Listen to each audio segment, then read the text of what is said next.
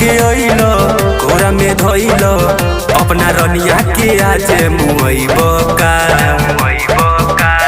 डाल में रंगवा नसबो लगवा एने ओने चुइब का रंगते रंगते चांद के पार ले जाइब का डाल में रंगवा नसबो लगवा एने ओने चुइब का रंगते रंगते चांद के पार ले जाइब का अरे मुइब का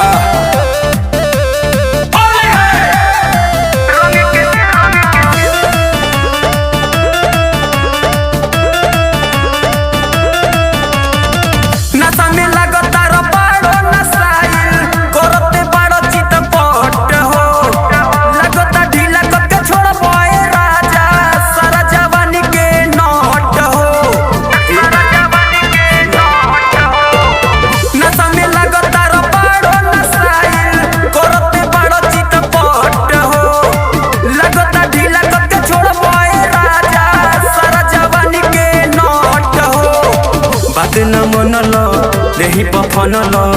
मोरा ढोरी में रोड़ी चुभइब का डाल में रंगवा नसबो लगवा एने ओने चुइब का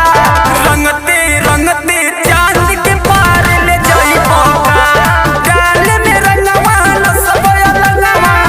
एने ओने चुइब का रंगते रंगते चांद के पार ले जाइब का चांद के पार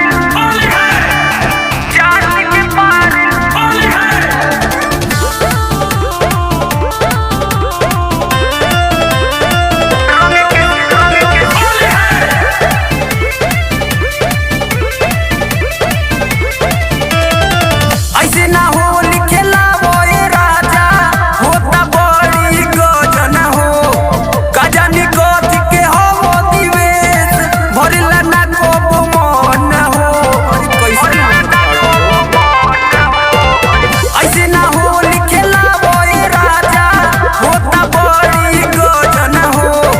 गजनी कथी के हो दिवेश भरला ना को मन हो ए नरेंद्र डाली के अंदर